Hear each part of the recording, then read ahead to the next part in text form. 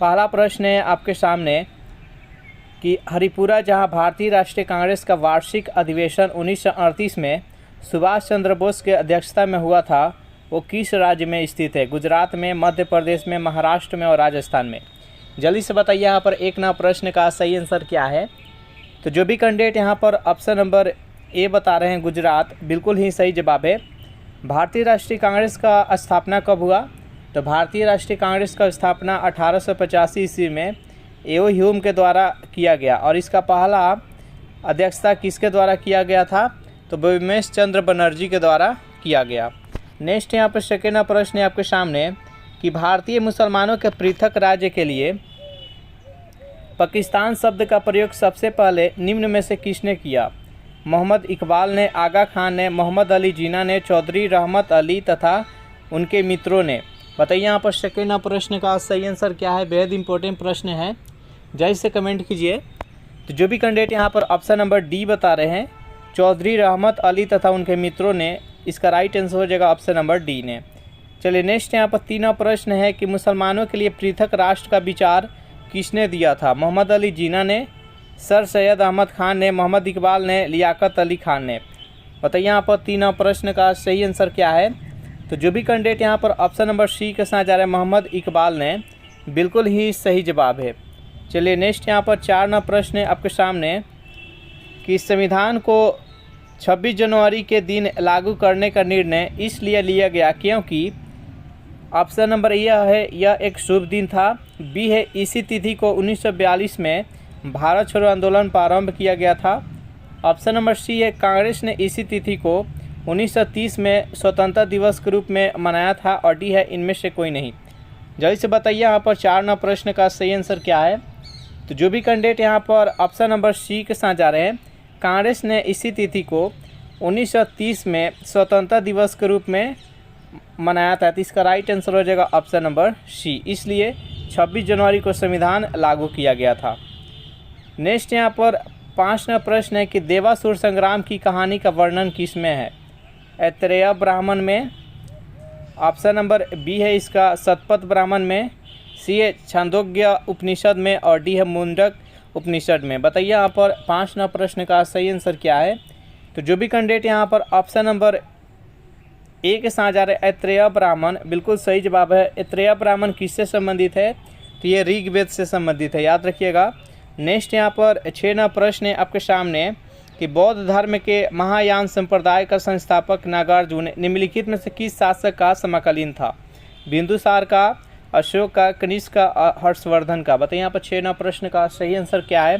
जल्दी से कमेंट कीजिए। बौद्ध धर्म के महायान संप्रदाय का संस्थापक नागार्जुन थे, वो किस शासक के समकालीन थे? तो जो भी कैंडिडेट यहाँ पर ऑप्शन नंबर सी के साथ जा रहे हैं, बिंदुसार बता रहे हैं, बिल्कुल ही सही जवाब है। बिंदुसार किसके पिता थे? तो सम्राट अशोक के पिता कौन थे? तो बिंदुसार थे। और बिंदुसार किसके पुत्र थे? तो चंद्रगुप्त मौर्य का। नेक्स्ट यहाँ पर सातवां प्रश्न है कि अर्धनारीश्वर मूर्ति में आधा शिव तथा आधा पार्वती किसका प्रतीक है? पुरुष तथा नारी का योग का, देवता तथा देवी का योग का, सी है देव और उसकी सती का योग का और डी है उपयुक्त में से किसी नहीं, कोई नहीं। बताइए यहाँ पर सातवां प्रश्न का सही आंसर क्या है। तो जो भी कैंडिडेट यहाँ पर ऑप्शन नंबर सी बता रहे हैं, देव तथा उसकी शक्ति का योग, बिल्कुल ही सही जवाब है। इस प्रश्न का राइट आंसर है ऑप्शन नंबर सी। चलिए नेक्स्ट क्वेश्चन देखते हैं। आज के वीडियो में चक्षु पब्लिकेशन के सीआईएसएफ कांस्टेबल ड्राइवर बुक के बारे में बात करेंगे, जो कि भर्ती 2025 है और ये बहुत ही बेहतरीन बुक है इससे पोस्ट के लिए। इसमें 2450 बहुविकल्पीय प्रश्न है और ये 100% सिलेबस के अकॉर्डिंग इसको तैयार किया गया है। इसको देखिए डिटेल्स में, ये इसका सिलेबस के अकॉर्डिंग इसको तैयार किया गया है। यहाँ पर देख सकते हैं सिलेबस। तो इस बुक को ज़रूर आप लोग परचेस कीजिएगा बेहतर तैयारी करने के लिए। चलिए नेक्स्ट क्वेश्चन देखते हैं। 8वां प्रश्न है कि इनमें से कौन सा बौद्ध स्तूप मौलिक रूप से ईंट पर अशोक द्वारा बनाया गया? सांची स्तूप, भरहुत स्तूप, अमरावती स्तूप और नालंदा स्तूप। बताइए 8वां प्रश्न का सही आंसर क्या है। तो जो भी कैंडिडेट यहाँ पर ऑप्शन नंबर ए के साथ जा रहे हैं, बिल्कुल ही सही जवाब है सांची स्तूप। नेक्स्ट यहाँ पर 9 प्रश्न है कि दिल्ली के सुल्तान का पद संभालने से पहले बलबन किस सुल्तान का प्रधानमंत्री था? नसीरुद्दीन मोहम्मद, कुतुबुद्दीन ऐबक, बहराम शाह और आराम शाह। बताइए यहाँ पर 9 प्रश्न का सही आंसर क्या है, जल्दी से कमेंट कीजिए। तो 9 प्रश्न का जो भी कैंडिडेट यहाँ पर ऑप्शन नंबर ए के साथ जा रहे हैं नसीरुद्दीन मोहम्मद, बिल्कुल ही सही जवाब है। देखिए यहाँ पर जो नसीरुद्दीन मोहम्मद था ये कब से कब तक शासन किए थे? तो ये 1246 से लेकर 1266 ईस्वी तक ये शासन किए थे।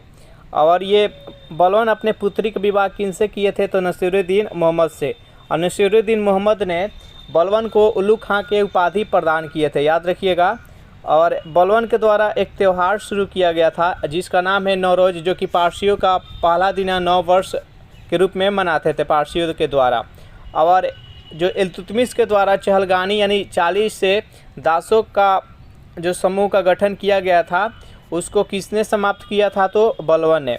कुतुबुद्दीन ऐबक है जो कि गुलाम वंश के संस्थापक के रूप में माना जाता है, लेकिन वास्तविक संस्थापक किसे माना जाता है?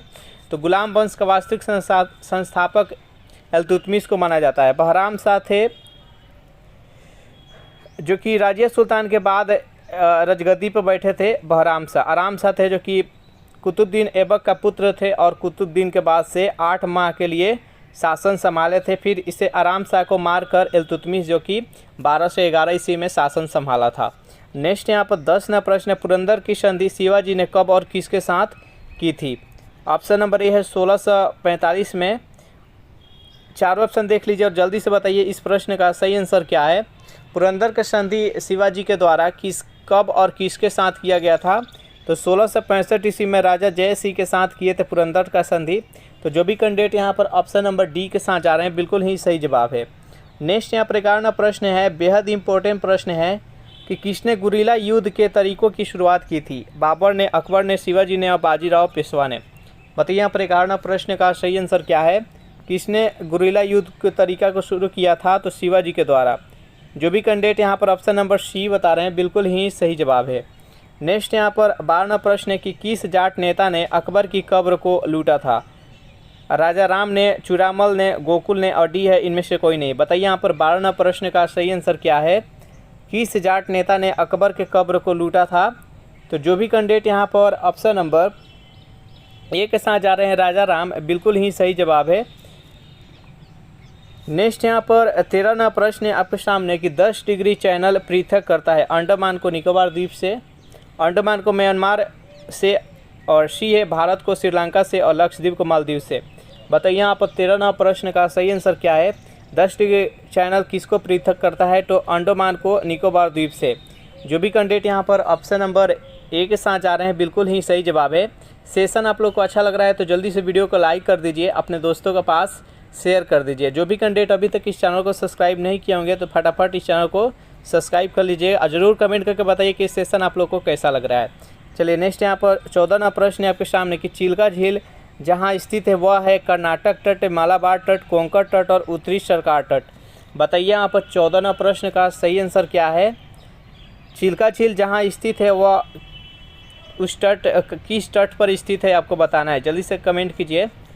तो देखिए चिल्का झील तो पहला तो ये उड़ीसा में स्थित है और ये उत्तरी सरकार तट में स्थित है। जो भी कैंडिडेट यहाँ पर ऑप्शन नंबर डी के साथ जा रहे हैं बिल्कुल ही सही जवाब है।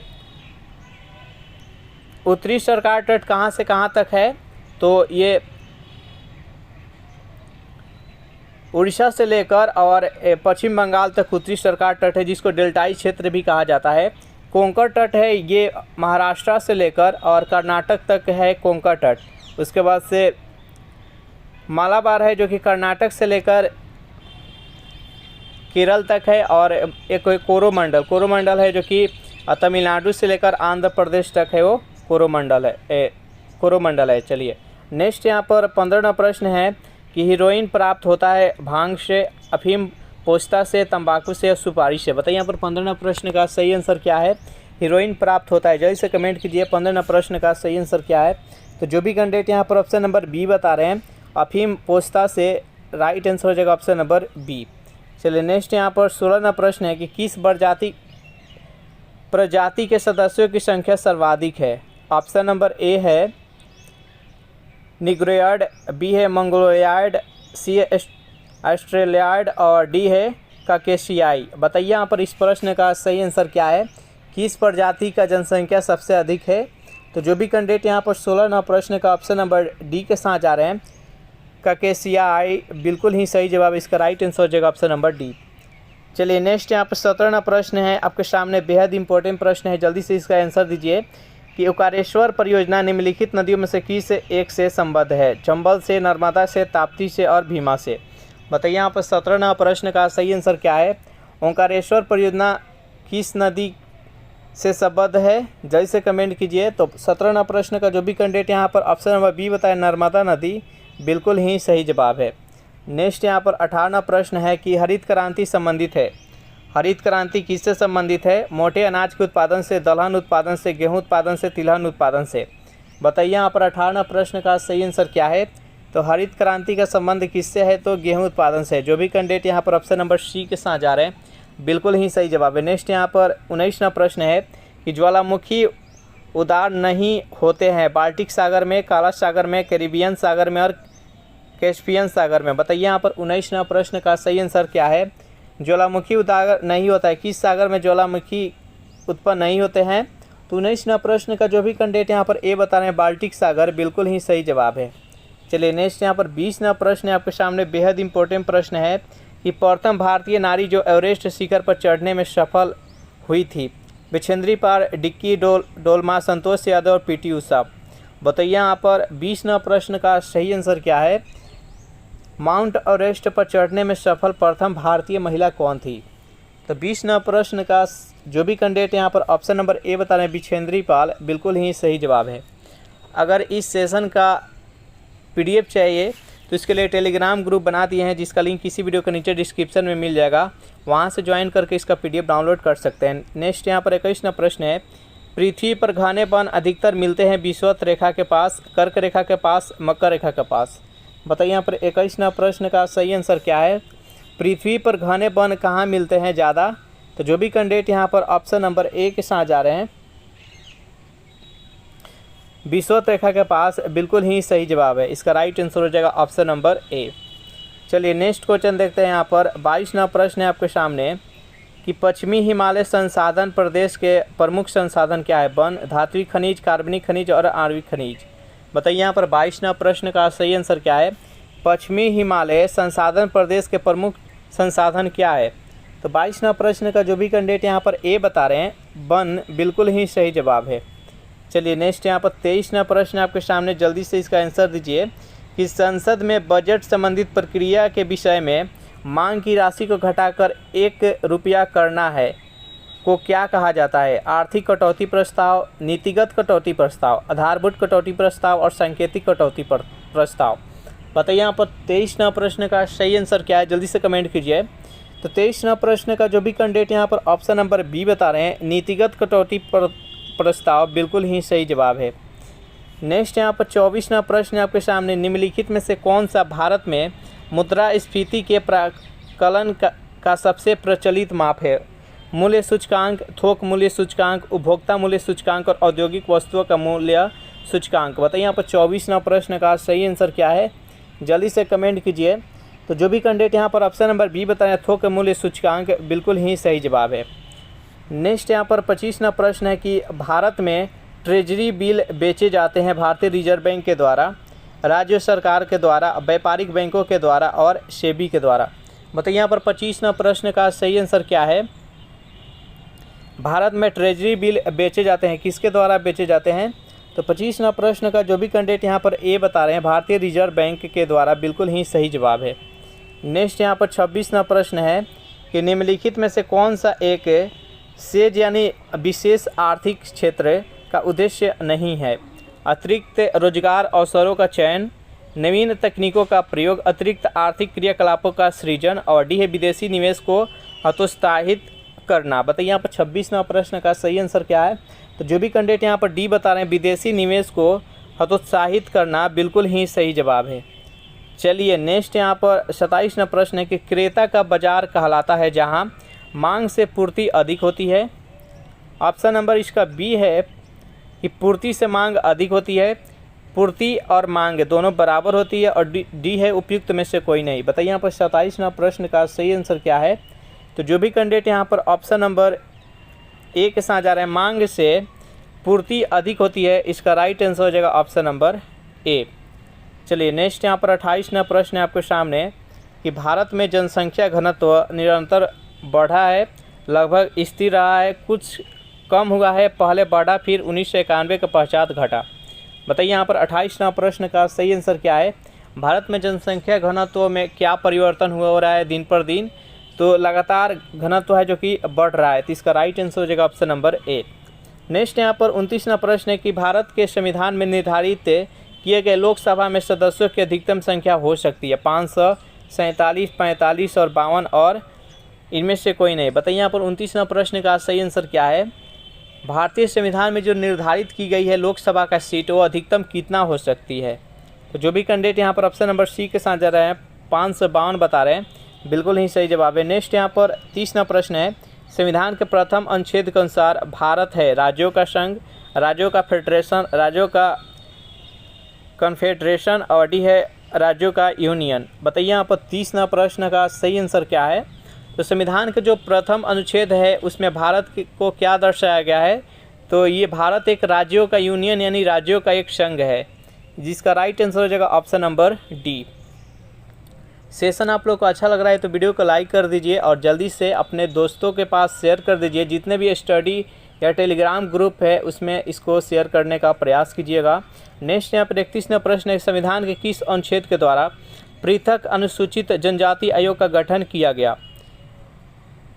अनुच्छेद 337, अनुच्छेद 338, अनुच्छेद 338 के क और अनुच्छेद 340। बताइए यहाँ पर 31वां प्रश्न का सही आंसर क्या है। संविधान के किस अनुच्छेद के द्वारा पृथक अनुसूचित जनजाति आयोग का गठन किया गया।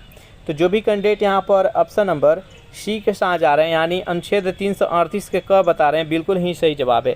चलिए नेक्स्ट यहाँ पर 32वां प्रश्न देख लेते हैं। प्रश्न आपके सामने, कौन सी भाषा हमारे संविधान की 8वीं अनुसूची में सम्मिलित नहीं है।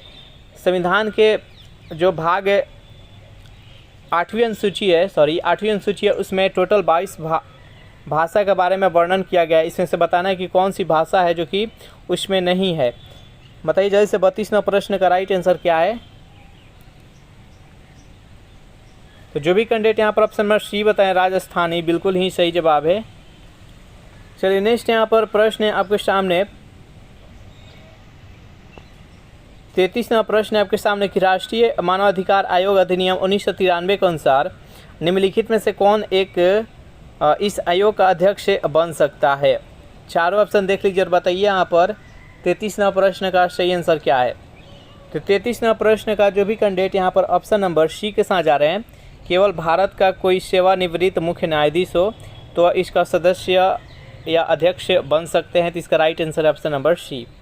नेक्स्ट यहाँ पर 34वां प्रश्न है कि भारतीय संविधान में किस अनुच्छेद के प्रावधानों के अंतर्गत संशोधन किया जा सकता है। अनुच्छेद 368, 360, 356 और 352। बताइए यहाँ पर 34वां प्रश्न का सही आंसर क्या है। इसमें जितने भी अनुच्छेद ये दिया गया है सभी बेहद इंपॉर्टेंट अनुच्छेद है और यहाँ से प्रश्न बार बार पूछा जाता है।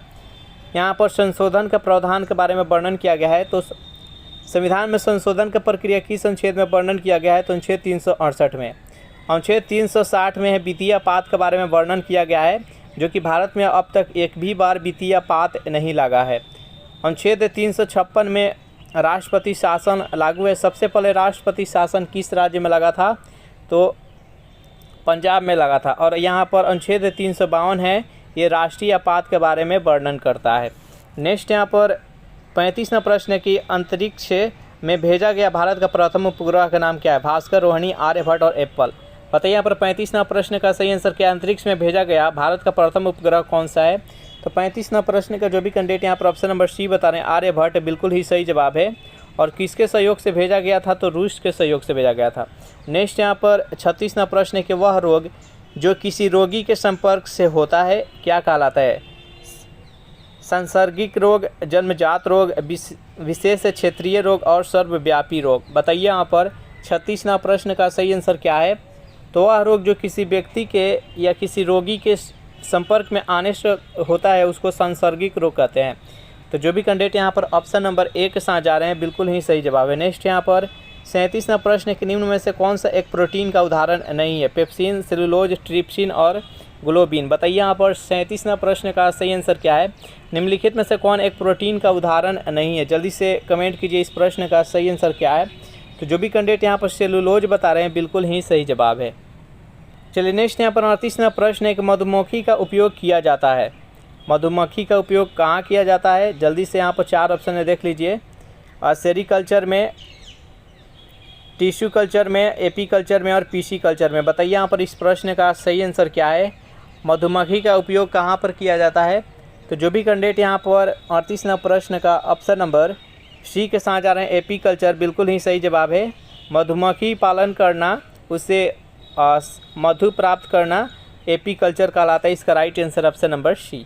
नेक्स्ट यहाँ पर 39वां प्रश्न है कि परमाणु के नाभिक का अव्यय है, यानी परमाणु के नाभिक में क्या क्या पाया जाता है, कौन कौन सा कण पाया जाता है? जल्दी से बताइए। तो देखिए परमाणु के जो नाभिक में होते हैं वो न्यूट्रॉन और प्रोटॉन होता है और इसके चारों तरफ इलेक्ट्रॉन चक्कर लगाता है। तो 39वां प्रश्न का सही आंसर हो जाएगा ऑप्शन नंबर सी, प्रोटॉन और न्यूट्रॉन है, जो कि परमाणु के नाभिक का अव्यय या कण है। नेक्स्ट यहाँ पर 40वां प्रश्न है कि रेफ्रिजरेशन में किस गैस का व्यवहार किया जाता है? एसिटिलीन का, अमोनिया का, रेडॉन का, इथिलीन का। बताइए यहाँ पर 40वां प्रश्न का सही आंसर क्या है? रेफ्रिजरेशन में किस गैस का व्यवहार किया जाता है? तो 40वां प्रश्न का जो भी कैंडिडेट यहाँ पर बी बता रहे हैं, अमोनिया, बिल्कुल ही सही जवाब है। नेक्स्ट यहाँ पर 41वां प्रश्न है, हाइड्रोजन बम किसने विकसित किया था? चारों ऑप्शन देख लीजिए और बताइए यहाँ पर 41वां प्रश्न का सही आंसर क्या है? हाइड्रोजन बम किसने विकसित किया था? तो जो भी कैंडिडेट यहाँ पर ऑप्शन नंबर सी बता रहे हैं, एडवर्ड टेलर, बिल्कुल ही सही जवाब है। हाइड्रोजन बम किस सिद्धांत पर कार्य करता है? तो ये नाभिकीय संलयन पर काम करता है और जो परमाणु बम होता है वो नाभिकीय विखंडन पर कार्य करता है। नेक्स्ट यहाँ पर 42वां प्रश्न आपके सामने कि मेंडल के अनुमानसिकता का सिद्धांत किस पर आधारित है? कायिक जनन पर, अलैंगिक जनन पर, लैंगिक जनन पर, उपयुक्त सभी। बताइए यहाँ पर 42वां प्रश्न का सही आंसर क्या है? मेंडल के अनुमानसिकता सिद्धांत जो कि मटर के पौधे पर ये अनुप्रयोग किए थे, यह किस पर आधारित है? 42वां प्रश्न का जो भी कैंडिडेट यहाँ पर सी बता रहे हैं, लैंगिक जनन, बिल्कुल ही सही जवाब है। नेक्स्ट यहाँ पर 43वां प्रश्न है कि निम्न में से किस एक की उत्पत्ति यकृत का कार्य है? लाइपेज का, यूरिया का, श्लेष्मा का, हाइड्रोक्लोरिक अम्ल का। बताइए यहाँ पर 43वां प्रश्न का सही आंसर क्या है? किसका उत्पत्ति करना एक यकृत का कार्य है? तो 43वां प्रश्न का जो भी कैंडिडेट यहाँ पर बी बता रहे हैं, यूरिया, बिल्कुल ही सही जवाब है। नेक्स्ट यहाँ पर 44वां प्रश्न है कि एग्लोलॉजी किसका अध्ययन है? एग्लोलॉजी में किसका अध्ययन करते हैं? कौवा का, शैवाल का, जीवाणु का और लाइकेन का। बताइए यहाँ पर 44वां प्रश्न का सही आंसर क्या है? तो 44वां प्रश्न का जो भी कैंडिडेट यहाँ पर बी बता रहे हैं, शैवाल का, बिल्कुल ही सही जवाब है। इसका राइट आंसर हो जाएगा ऑप्शन नंबर बी। नेक्स्ट यहाँ पर 45वां प्रश्न है कि निम्नलिखित में से कौन सा कारक बीजों की प्रकीर्णन द्वारा पादपों के संवर्धन में योगदान नहीं करता है? पवन, कवक, जंतु और जल। बताइए यहाँ पर 45वां प्रश्न का सही आंसर क्या है? तो 45वां प्रश्न का जो भी कैंडिडेट यहाँ पर ऑप्शन नंबर बी बता रहे हैं, यानी कवक, बिल्कुल ही सही जवाब है। बीजों के प्रकीर्णन द्वारा पादपों के संवर्धन में कौन योगदान नहीं करता है? कवक। बाकी यहाँ पर पवन है, जंतु है, जल, इसके माध्यम से संवर्धन होता है पादपों में। इसका राइट आंसर है ऑप्शन नंबर बी। नेक्स्ट यहाँ पर 46वां प्रश्न, एक वायुयान की ध्वनि सामान्यतः होती है? चारों ऑप्शन देख लीजिए और बताइए यहाँ पर 46वां प्रश्न का सही आंसर क्या है? तो जो भी कैंडिडेट यहाँ पर ऑप्शन नंबर बी के साथ जा रहे हैं, यानी 100 डेसिबल, बिल्कुल ही सही जवाब है। नेक्स्ट यहाँ पर 47वां प्रश्न है कि इंग्लिश चैनल को पार करने वाली प्रथम भारतीय कौन था? आरती शाह, कोनेरू, हम्पी, मिहिर सेन और अनिल सूद। बताइए यहाँ पर 47वां प्रश्न का सही आंसर क्या है? तो जो भी कैंडिडेट यहाँ पर ऑप्शन नंबर सी बता रहे हैं, मिहिर सेन, बिल्कुल ही सही जवाब है। नेक्स्ट यहाँ पर 48वां प्रश्न है, प्रसिद्ध पुस्तक ड्रीम्स ऑफ माय फादर के लेखक कौन है? नरेंद्र मोदी, बराक ओबामा, चेतन भगत और राहुल गांधी। बताइए यहाँ पर 48वां प्रश्न का सही आंसर क्या है? तो 48वां प्रश्न का जो भी कैंडिडेट यहाँ पर बी बता रहे हैं, बराक ओबामा, बिल्कुल ही सही जवाब है। नेक्स्ट यहाँ पर 49वां प्रश्न है कि पूर्वोत्तर सीमांत रेलवे का मुख्यालय कहाँ अवस्थित है? यहाँ पर पूछा गया है पूर्वोत्तर सीमांत रेलवे। जल्दी से बताइए यहाँ पर 49वां प्रश्न का सही आंसर क्या है? हाजीपुर, ऑप्शन नंबर इसका बी है सोनपुर, मालीगांव और जबलपुर। बताइए यहाँ पर 49वां प्रश्न का सही आंसर क्या है? तो इसका राइट आंसर हो जाएगा ऑप्शन नंबर सी, मालीगांव। चलिए नेक्स्ट यहाँ पर 50वां प्रश्न है कि कवि इकबाल जिन्होंने सारे जहाँ से अच्छा हिंदुस्तान हमारा लिखा, भारत के किस स्थान से संबंधित है? दिल्ली से, उत्तर प्रदेश से, पंजाब से और हैदराबाद से। बताइए यहाँ पर 50वां प्रश्न का सही आंसर क्या है? तो 50वां प्रश्न का जो भी कैंडिडेट यहाँ पर सी बता रहे हैं पंजाब, बिल्कुल ही सही जवाब है। तो इस प्रकार से सेशन यहीं पर समाप्त हो रहा है। ये सेशन आप लोग को कैसा लगा ज़रूर कमेंट करके बताइएगा। सेशन आप लोग को अच्छा लगा हो तो वीडियो को लाइक कर दीजिए, अपने दोस्तों के पास शेयर कर दीजिए, और जो भी कैंडिडेट अभी तक इस चैनल को सब्सक्राइब नहीं किए होंगे तो फटाफट इस चैनल को भी सब्सक्राइब कर लीजिएगा। Thanks for watching this video. मिलते हैं नेक्स्ट वीडियो में।